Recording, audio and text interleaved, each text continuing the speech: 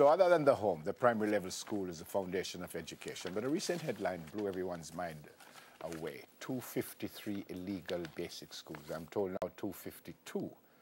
Okay, so we're going to speak about that with Community Relations Manager of the Early Childhood Commission, Tanisha Miller. Good morning. Welcome once again to Smile Jamaica. Thanks for having me again. Down to 252. Yes. What is an illegal basic school? When we say an illegal basic school, what it means is that the school does not have a permit to operate. So they are operating without Early Childhood Commission having any documentations at all for that school. Okay. So basically for us, the school is non-existent because we have nothing on our database for them. In preparing for this, I read that you can be registered but not certified. Yes. If you are registered, it allows you to operate? Yes, it does. So because what's the when difference? you're registered, you'd have submitted certain documentations. So, for example, your police record, you want to know the children are in a safe environment, and you'd have submitted, for example, qualifications of teachers. And then there would be an inspection where one of our inspectors go in to inspect your school. And after that inspection report is submitted, you'd have then been given a permit to operate. Well, hang on one second, because when I said if you're registered, if you're allowed to operate, you said yes. Yes. So if I'm allowed to operate when I register, where am I going to be certified? Certification. Why do I need to be certified? What happens is that certification is the next step.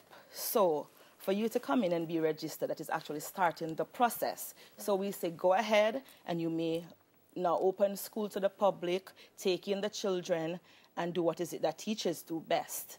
But then you should continue the process for the school to be certified. And what that means is that you would have met all 12 legal operating standards of the Early Childhood Commission. What are those, Tanisha? Because if I'm operating illegally right now and I hear 12, that's a lot of mercy. By the time I go get them, then I lock down the school and I lock down. What are the 12 things? And is there assistance to help me to get those 12 things done? First of all, yes, there's always assistance. So for every week, right across Jamaica, 6 regions in our zones, we have training for practitioners. So if it is pediatric training that you want, we would have offered that. If it is for food handlers permit, we invite the public health inspectors to come in and they offer the training to a group of persons. So we do offer help. When our inspectors go to schools, if it is that, for example, the classroom is dark and it needs more lighting and stuff, we provide bulbs for school. If it is a cooling system that school need, we provide fan. If it is a place for the child to nap, we provide sleeping mats. So whatever it takes for a school to be certified or even to be registered, you offer the Early Childhood Commission played their part. So we're on a public education campaign as it is now to ensure that all schools knows about the process to be registered and what it means for them to be certified. Are those the major things in terms of ensuring the health of the child, the comfort, making sure the teachers themselves are certified? Are those the main things? Right. So the 12 operating standard, and I love to travel with it, I call it my Bible, because it ranges from staffing all the way up to finance. And it speaks about the educational development of the child. It speaks about the nutrition of the child. It speaks about the safety of the child. So we expect persons to abide by those 12 standards. And then that is just, we have a bigger version to that that explains each of the standards in details what it means. Because most of them, you'll have the legal aspect of it and you'll have the voluntary aspect of it. So we expect that when a child is being left in an environment, the parent can be comfortable to know that their child is being taken care of. Right.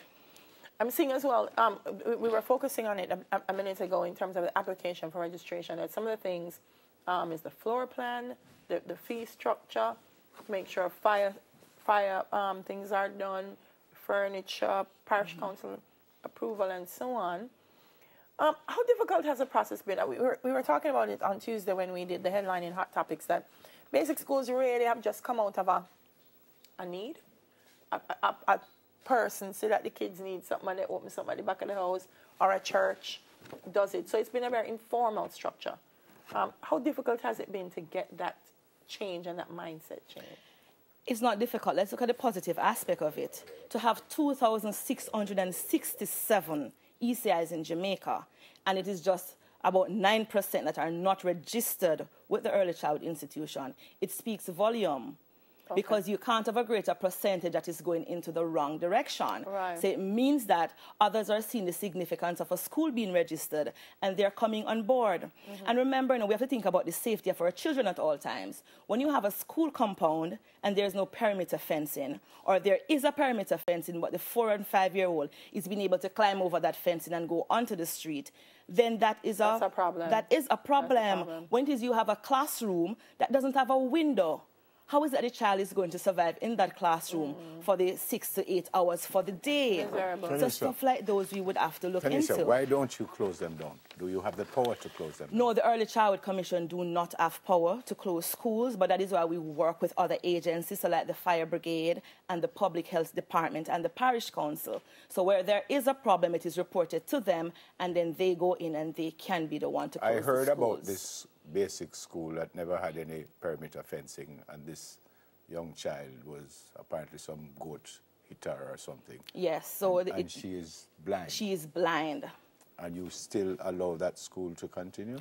Well, what happened is that because we do not want to put anybody out of business, our inspectors would have gone back to that premises, and it is now fenced, and they are in accordance with what is it that Early Childhood Commission expects. Were they registered and certified before that No, happened? they were not. Are they now? Yes, they are. Wow. I mean, I want to big up the Chase Fund. I cost them regularly, but when they do well, I have to big them up. And I know the Chase Fund has done quite a bit in terms of making sure the basic schools are up and running. The Digicel Foundation has done quite a bit of work. So I have to big them up this morning, because when they do good things, you have to big up people who do good things. And we have other service clubs like the Kiwanis and the Rotaract. JSIF. And JSIF. So, for example, Chasers just came on board and they have donated $120 million to the Early Childhood Commission to help in the certification of schools. By the way, what happens, going back to that youngster who lost eyesight, what happens to schools that are not registered when something like that happens? It would have been out of the permit of the Early Childhood Commission, because you are not registered with us, so there is nothing we can actually do. So it's between the school and the parent. Right, so it would have to be between the school and the parent. And that is why we ask parents that before you register a child into a school, please check to see if the school is even registered. And if they have given a permit to operate, it is supposed to be placed in a conspicuous area where once the parents enter that compound, it is there to say, I am registered with Early Childhood Commission. As far as you know, some of these illegal schools, for want of a better word, I don't like that word, the parents know that they're not registered and they still send the kids to Yes, some of the parents would have been aware. And as I say, a part of our public education campaign is to tell the parents some of the positive and negative of going into a registered school versus going into a school that is not registered. So every month we have, for example, programs like ECC Pandikana, ECC Read Pandikana. So what it is that we meet parents and practitioners where they're at to share the information with them. So the parents is in the barber shop, that's where we are. If it's a gambling house or a football field, that's where we are. But you see the biggest problem in Jamaica? It's in the church. Oh gosh, Tanisha, I left out the church. No, we don't. We have never leave out the church. We have our parent places. And our parent places, they're aligned to churches and school as well. This is where parents come to get answers to their question. Yeah. But the biggest problem in Jamaica, it's compliance. So you have rules and regulations, and there will always be a part of the population that believe that, no, I don't need to abide by that law or rules or regulation. The biggest problem isn't compliance, it's enforcement. Yep.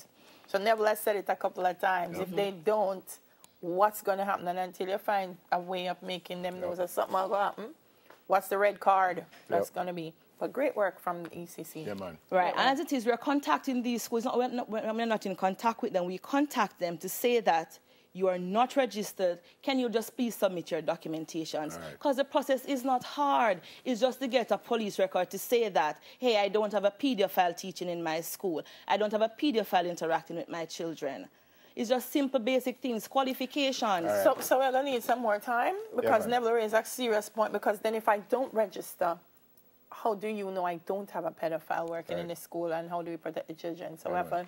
Staffing, developmental/educational programs, interactions and relationships with children, physical environment, indoor and outdoor equipment, furnishing and supplies, health, nutrition, safety, child rights, child protection and equality, interactions with parents and community members, administration, and finance. Those are the 12 that you need to be part of what we're talking about this morning. Who's going to win the World Cup?